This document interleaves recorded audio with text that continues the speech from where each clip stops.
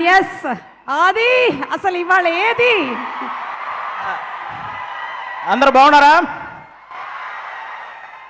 Thank you so much. ఈరోజు ఈ సినిమాలో నేను కూడా ఒక చిన్న భాగం అయినందుకు ముఖ్యంగా ఫస్ట్ నేను వెంకీ అట్లూరి అన్నకు థ్యాంక్ యూ చెప్పుకోవాలి సీరియస్గా. ఎందుకంటే ఆయన ట్రావెలింగ్లో ఫస్ట్ సినిమా నుంచి నేను ఉన్నాను. వీటి గురించి మాట్లాడే ముందు నేను ఒక సినిమా గురించి మాట్లాడాలి.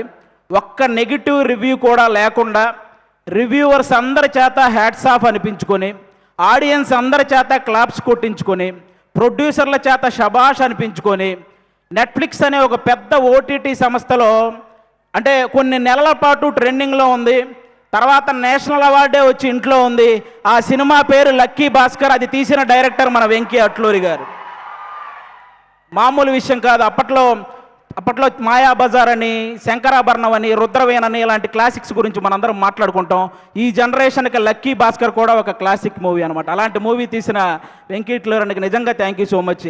నాకు మా గురువు గారి డైలాగ్ ఒకటి బాగా గుర్తొస్తుంది. త్రివిక్రమ్ గారి డైలాగ్ ఒకటి అరవింద సమేతలో, ప్రతి 30 సంవత్సరాలకి బ్రతుకు తాలూకు ఆలోచన మారుతూ ఉంటుంది. సినిమా వాళ్ళు దాన్ని ట్రెండింగ్ అంటారు, అలాగే వ్యాపారస్తులు ఫ్యాషన్ అంటారు, రాజకీయ నాయకులు తరం అంటారు, నార్మల్ జనాలు జనరేషన్ అంటారు. ప్రతి జనరేషన్లో ఒక గొప్ప థాట్ను ముందుకు తీసుకెళ్లే వాళ్ళని టార్చ్ బేరర్ అంటారు. ఈ జనరేషన్లో వెంకీ అట్లూరి అన్న కూడా నిజంగా టార్చ్ బేరర్ లాంటి వాళ్ళు. ఎందుకంటే చాలా గొప్ప గొప్ప థాట్స్. అంటే చదువు చెప్పిన గురువును గౌరవించుకోవాలి, అలాగే ఎంత బాగా చదివితే అంత రెస్పెక్ట్ మనకు వస్తుందనే ఒక గొప్ప థాట్ని ఈ జనరేషన్కి సార్ సినిమా ద్వారా ముందుకు తీసుకెళ్ళాడు. అలాగే వేగంగా ఎక్కువ వేగంతో నడిపే బండి అయినా, వేగంగా వచ్చే రూపాయి అయినా ఏదో ఒక రోజు మనల్ని కింద పడేస్తుంది అని అత్యాశకు పోకుండా ఉన్న దాంట్లోనే ఎంత సంతోషంగా ఉండొచ్చు అనే గొప్ప కాన్సెప్ట్ని, ఆ థాట్ని మళ్ళీ లక్కీ భాస్కర్ సినిమా ద్వారా ముందుకు తీసుకెళ్ళాడు. ఈరోజు ఈ విశ్వనాథ్ అండ్ సన్స్లో సూర్య గారితో అంటే ఒక ఫ్యామిలీ సబ్జెక్ట్, అంటే మార్నింగ్ షో ఫ్యాన్స్ షోకి కూడా ఫ్యామిలీతో సహా వెళ్ళొచ్చు అనే ఒక మంచి సినిమా ఈ థాట్తో ఈసారి ముందుకు రాబోతున్నాడు. అలాంటి వెంకీ అన్నకి అంటే అప్పట్లో మనకి సినిమా పోస్టర్ల మీద హీరో గన్ను పట్టుకుంటేనో, కత్తి పట్టుకుంటేనో, గొడ్డలు పట్టుకుంటేనో రికార్డులు కొల్లగొట్టిన పోస్టర్లు మనం చాలా చూసుంటాం. కానీ హీరో సింపుల్గా ఇన్సర్ట్ చేసుకొని జేబులో పెన్ను పెట్టుకున్న రికార్డులు తిరగరాయొచ్చు అని, అలాగే హీరో షేర్ మార్కెట్ గురించి చెప్పినా 100 కోట్లు షేర్ కొట్టొచ్చని, ఈరోజు హీరో ఒక చేతిలో పిల్లాన్ని పట్టుకొని ఆడించినా కూడా రికార్డులతో ఆడుకోవచ్చని చెప్పిన డైరెక్టర్ మన వెంకీ అట్లూరి అన్న. సితారా ఎంటర్టైన్మెంట్స్లో లక్కీ భాస్కర్ సినిమాకి ముందు, లక్కీ భాస్కర్ సినిమాకి తర్వాత అనేలాగా ఆ ప్రొడక్షన్ హౌస్ ఈరోజు ఉంది అంటే దానికి వన్ ఆఫ్ ద రీజన్. అలాగే తొలి ప్రేమ సినిమా హిట్ అయినప్పుడు దాని తర్వాత మిస్టర్ మజ్ను కానీ, లేకపోతే రంగ్దే కానీ ఇలాంటి సినిమాలు వస్తున్నప్పుడు వెంకీ అట్లూరి అనే డైరెక్టర్కి ప్రేమ, పెళ్ళి సబ్జెక్టులు తప్ప ఏమీ తెలియదు అని అన్న వాళ్ళకి అప్పుడు తీసాడు అసలైన ఆయుధాలు బయటికి. ఇక అప్పటి నుంచి అంటే ఒక స్థాయిలో ఆయన కొంచెం డిసప్పాయింట్మెంట్గా ఉన్నప్పుడు మన నాగవంశీ అన్న ఆయనతో నిలబడ్డాడు. ఈరోజు ప్రతి సినిమా విషయంలో నాగవంశీ అన్నని ఇంకో స్థాయిలో నిలబెడుతున్నాడు, అలాంటి సినిమాలు తీస్తున్నాడు. నాకు ఇంటి దగ్గర 2 అన్నయ్యలు ఉన్నారు, కానీ టీవీ పరంగా అభి అనే ఒక అన్నని, సినిమా పరంగా వెంకీ అట్లూరి అని అన్నని ఇచ్చినందుకు దేవుడికి థ్యాంక్స్ చెప్పుకుంటాను. నిజంగా థ్యాంక్ యూ సో మచ్ అన్న, థ్యాంక్ యూ. ఇంకా ఈ సినిమాలో పెద్ద పెద్ద ఆర్టిస్టులు చాలామంది చేశారు. లెజెండరీ యాక్ట్రెస్ రాధికా గారు ఉన్నారు ఈ సినిమాలో. నాకు ఇప్పటికీ నవ్వింది మల్లె చెండు సాంగ్లో ఆవిడ స్మైల్ కానీ, ఆ డ్యాన్స్ కానీ ఎప్పటికీ మర్చిపోలేని, ఇప్పటికీ అదే హైపర్ యాక్టివ్తో ఉంటారు ఆవిడ. కాబట్టి ఆవిడకి థ్యాంక్ యూ సో మచ్ అండి. అలాగే ఒకప్పుడు 2 వ్యక్తులు ఇళ్ళ దగ్గర కార్లు అదే పనిగా ఆగుండేవి. అది ఒకటి రామారావు గారి ఇంటి దగ్గర, అలాగే ఒక జనరేషన్లో కోదండరామిరెడ్డి గారి ఇంటి దగ్గర కార్లు అలాగే ఆగేవి. ఎందుకంటే ఆయనేమో చూడడం కోసం, ఈయన డేట్ల కోసం. అంత సక్సెస్ఫుల్ డైరెక్టర్ కోదండరామిరెడ్డి గారి పెద్ద అబ్బాయి కూడా ఇక్కడ ఉన్నారు, సునీల్ గారు. ఈ సినిమాలో వన్ ఆఫ్ ద రోల్ చేశారు. ఆయన కూడా చాలా సపోర్ట్ చేశారు ఈ సినిమాలో. ఆయనతో పాటు నేను యాక్ట్ చేస్తున్నప్పుడు ఆయనకు కూడా థ్యాంక్ యూ సో మచ్. ఇక మమితా బిజ్జు గారి గురించి చెప్పక్కర్లేదు, తమిళనాడు సీఎం గారితో యాక్ట్ చేశారు. ఆవిడతో కలిసి నేను యాక్ట్ చేశాను. ఇంకా అంతకుమించి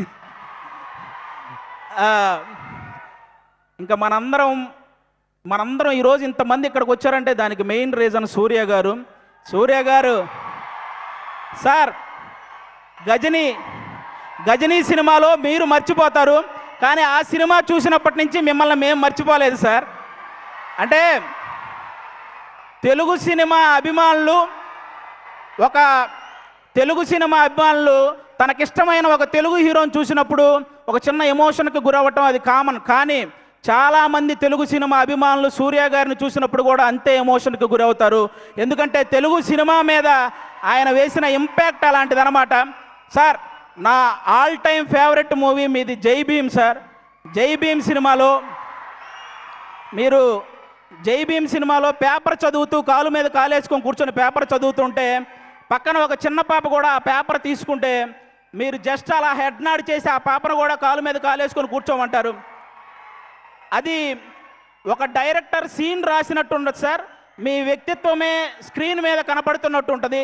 అది ఆ విషయంలో అందుకే అలాంటి వ్యక్తి కాబట్టి ఈరోజు ఎంతోమంది పేద విద్యార్థుల్ని ఇంజనీర్లుగా డాక్టర్లుగా తీర్చిదిద్దారు మన సూర్య గారు. ప్రపంచానికి వెలుగునిచ్చేది ఆ సూర్య భగవానుడైతే ఎంతోమంది పేదవాళ్ళ జీవితాల్లో వెలుగునిచ్చింది ఈ సూర్య భగవానుడు.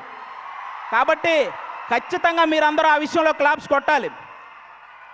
ఎందుకంటే తమిళనాడులో మన సూర్య గారు ఒక ట్రస్ట్ పెట్టారు. దానికి చిరంజీవి గారే ఇన్స్పిరేషన్ అని ఆయన చెప్పారు. కానీ పిల్లల ఎడ్యుకేషన్ విషయంలో చిరంజీవి గారికి కూడా సూర్య గారే ఇన్స్పిరేషన్ అని స్వయంగా ఆయనే చెప్పారు. కాబట్టి అది నిజంగా చాలా చాలా చాలా గొప్ప విషయం.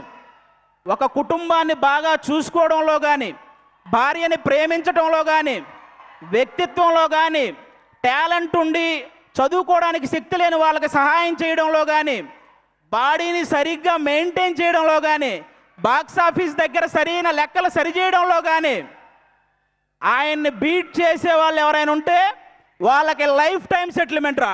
Thank you so much. ఈ సినిమా సూపర్ సక్సెస్ చేయాలని నేను మనస్ఫూర్తిగా కోరుకుంటున్నాను. మా వెంకీ అట్లూరి అన్నకి ఈ సక్సెస్లు ఇలాగే వస్తూ ఉండాలని, అలాగే సితారా ఎంటర్టైన్మెంట్స్లో నేను కూడా ఎక్కువ సినిమాలు చేశాను. అది నాకు కూడా ఒక హోమ్ ప్రొడక్షన్ లాగా.